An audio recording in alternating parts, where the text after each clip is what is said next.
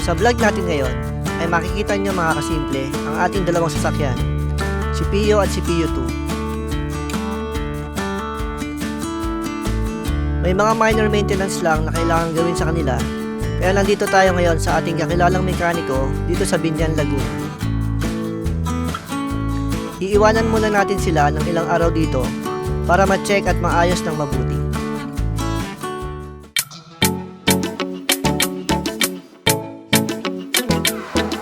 Papunta po tayo ngayon ng Binyan mga kasimple. Dadali natin tong CPU 2 at meron lang tayong konting ipapaayos. Siguro iiwan na lang natin ito doon, tapos kukunin na lang natin kapag okay na. Baka magpasundo tayo kay Mami dito sa may Katapatan mamaya. Hindi natin kaya yung ginagawa ni Mami na hinahatid yung sarili niya tapos susunduin din niya yung sarili niya. Si Mami lang ang nakakagawa ng mga kasimple. Kaya mamaya ay magpapasundo tayo sa kanya. Magko-commute din tayo pa uwi hanggang Katapatan, tapos doon na lang niya tayo aantayin siguro.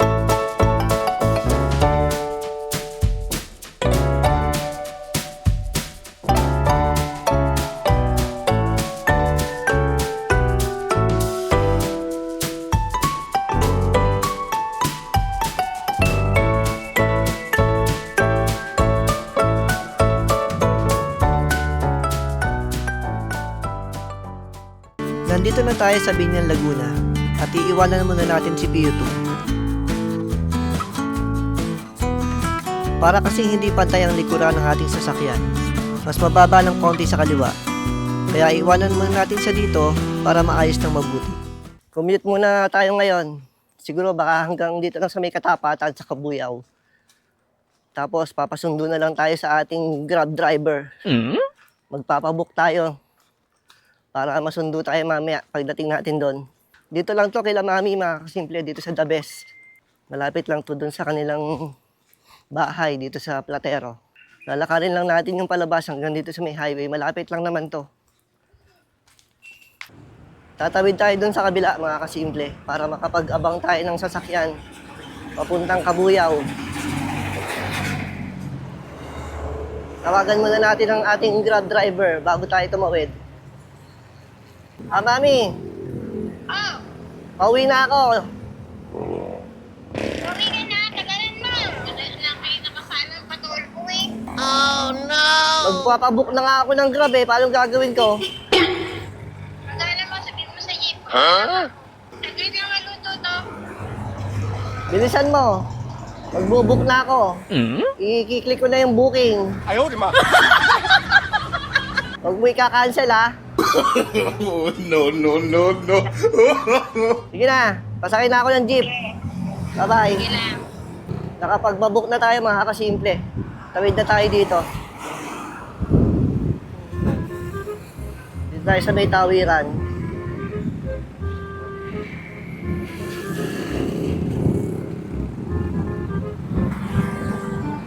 Ito yung highway dito sa Platero mga kasimple. Banda dyan lang yung telahan. May mga vlog na rin tayo dati doon.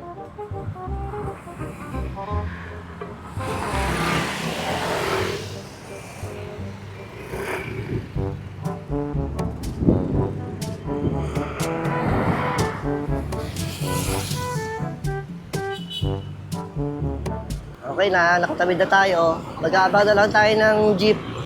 Katapatan, magkano? 55? 25? Ito.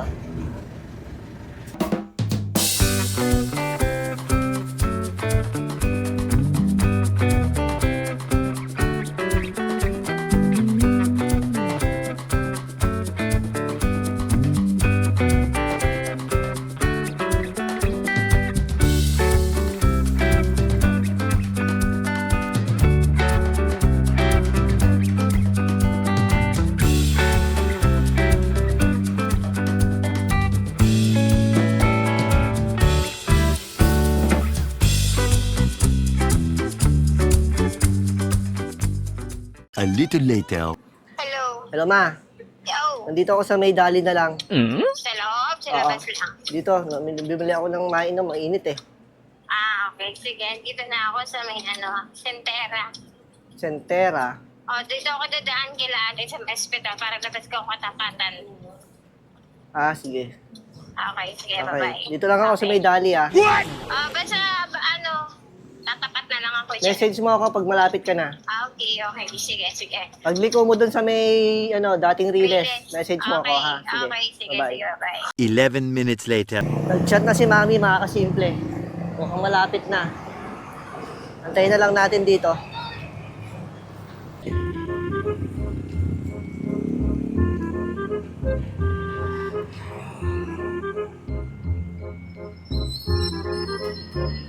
Ate, cancel booking na ako Ang tagal eh.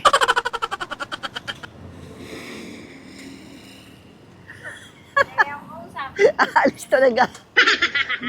Hindi ka man lang nagsabing huwag i-cancel. Cancel ka agad, tinamaan ng magaling.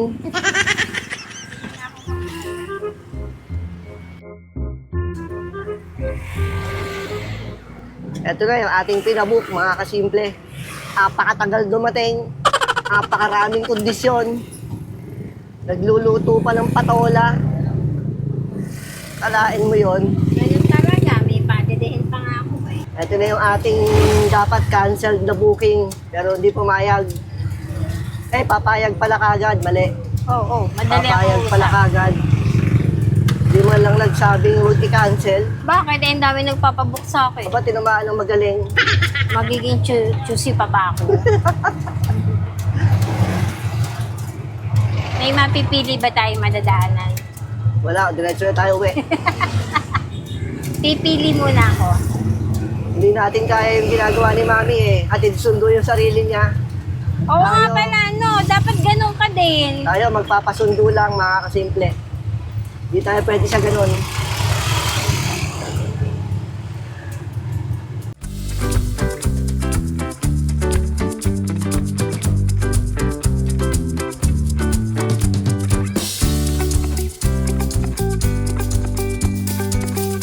Ang galing yan, Daddy. Alam mo, ayan ang bababa, ang daming bunga. Ayun o, ito, hinog na o. Kita mo, may dilaw-dilaw. Ayan o, ang galing. Kailan Ibon pa. unahan ng ibon. Mukhang naunahan ng ibon yung Ay, ito, tanim. hinog na o. Ayan, dilaw na. Ayun, isa o. Sa baba, ang liit to. Ayan! Pinakamaliit, hinog. Oo, ang galing, di ba? Ang haba niya, no? O, ayan, o. Ang galing naman, nakakatuwa. Mga papayang maliliit. Oo. Pero may bunga na. Ayan, o. Nakakatuwa, eh.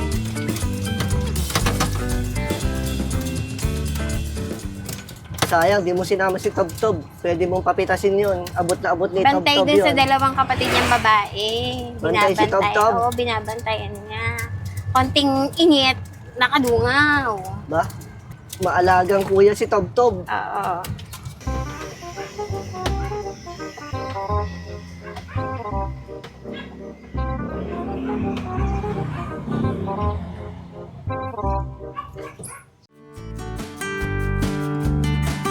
Makalipas ang 3 araw, ay si Pio naman ang ating dadalhin sa binyan para ipaayas. Si Kuya JR muna ang ating driver ngayon.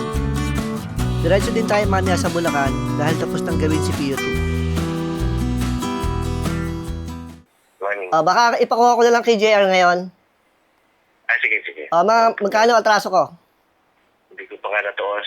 Te-text ko na lang. Sige. Pero yung halos naubos na rin yung Yung binigay ko sa'yo. Oo. Napalitan na rin yung sa motor ng yung sa... Ano ba yun? Okay na Sprinkler? rin. Hindi. Oo. Okay na rin yan. Okay na rin yun. Ano na? Nilinis mo lang, oo. Right. Tapos yung park light, na-check mo yung park light? Okay naman. Yung sa likod, yung laging problema natin, yung parang grounded yung stoplight. Okay naman. Okay naman? Wala naman. Sige. Tapos yung shock, napalitan na rin. Siya, nakitang na rin. Sige, papuntahin ko lang si Jer siguro mga after lunch. Okay lang, kuya. Andiyan ka lang ba? Hindi ka naman aalis? At kaya sa bahay, Sige. Okay, thank you, Aji. Okay, sige na kuya. Bandang alas 3 ng hapon, ay paalis na si Kuya JR para kunin si Pio. At ihahatid siya ni Mami hanggang highway. Kasabay na rin ang ating pagpapadala ng orders ng King Herbal Plus sa LBC. Inabot na ng gabi si Kuya JR sa pag-uwi.